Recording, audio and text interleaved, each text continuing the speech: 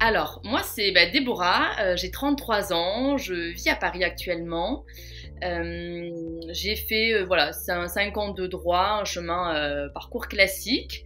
J'ai vécu en Outre-mer et j'y retourne du coup bientôt. Là, actuellement, je suis directrice des services judiciaires. En d'autres termes, c'est de l'encadrement du personnel du tribunal. Donc, c'est ressources humaines, gestion, etc. Donc, moi, j'exerce depuis 2018, office vraiment en pratique 2020 à Mayotte. J'avais choisi la justice par rapport à un vécu personnel.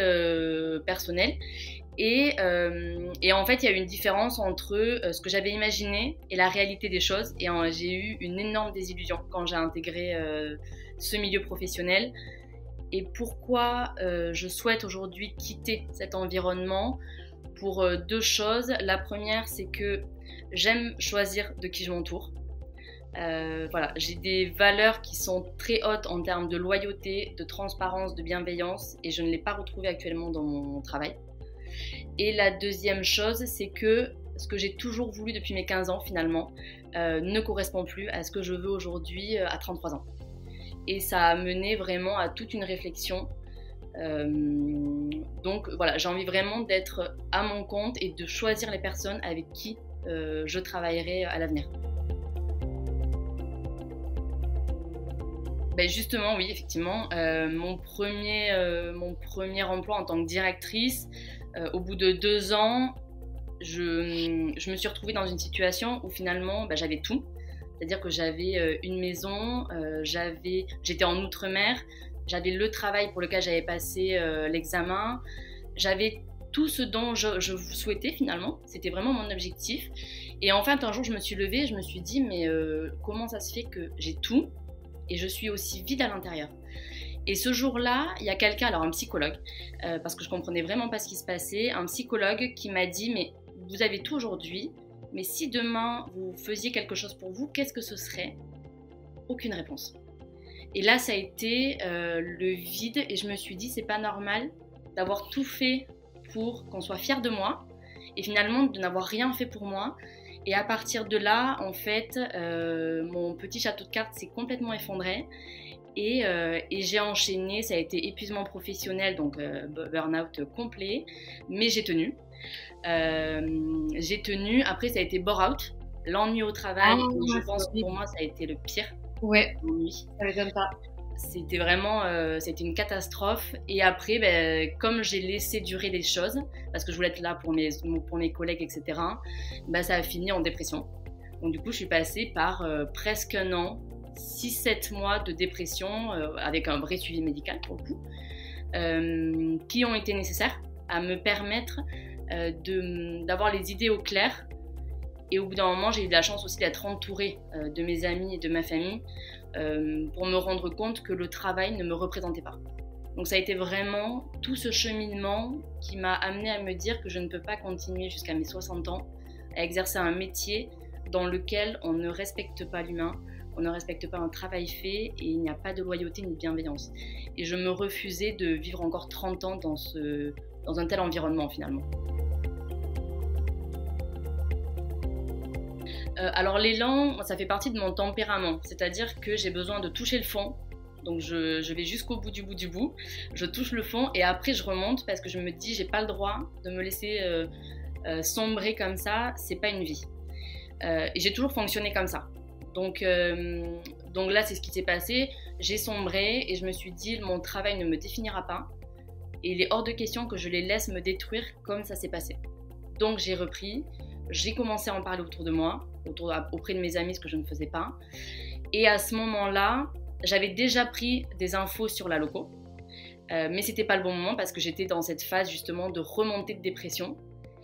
Et en février, alors je ne sais pas pourquoi, les planètes s'alignent.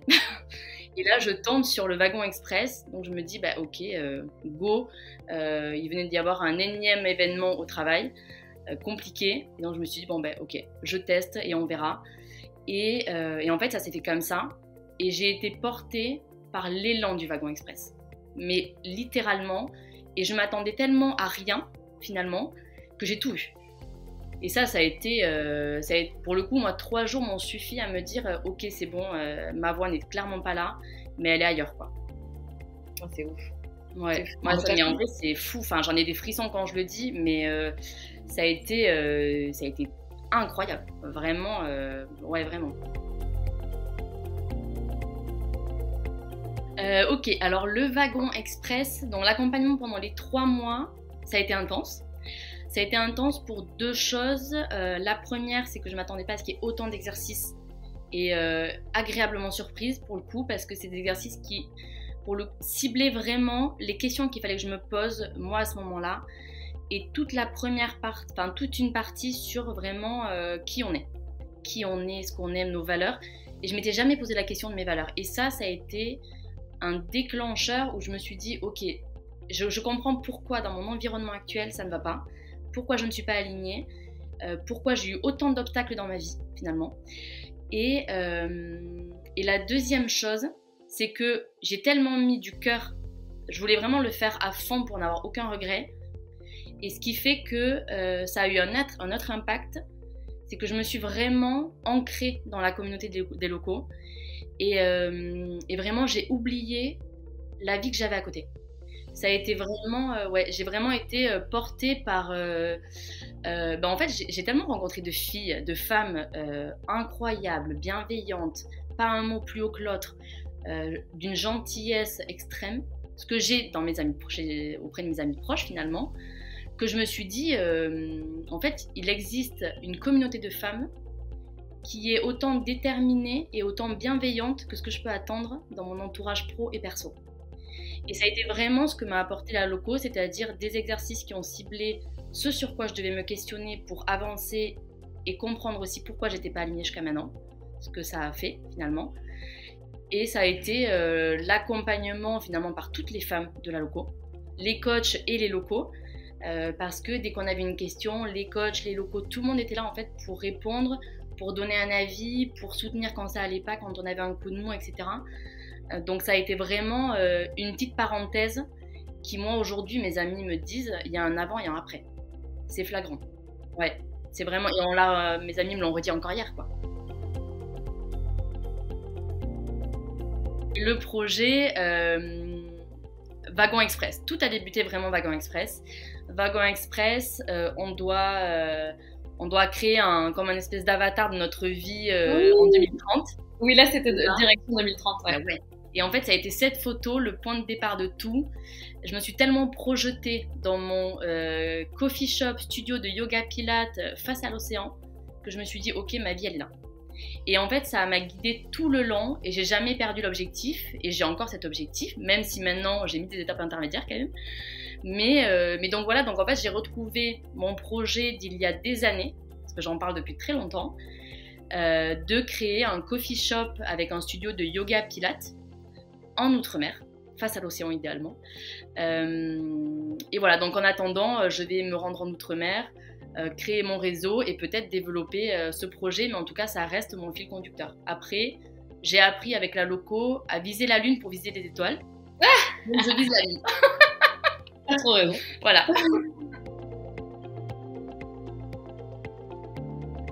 Alors, c'est fou parce que je me suis rendu compte que tout ce que j'ai fait jusqu'à maintenant, c'est-à-dire pas pour moi, mais pour avoir l'attention, pour qu'on soit fier, etc., je l'ai fait, mais ça a toujours été compliqué. Il y a toujours eu des obstacles, des échecs, des réussites, etc.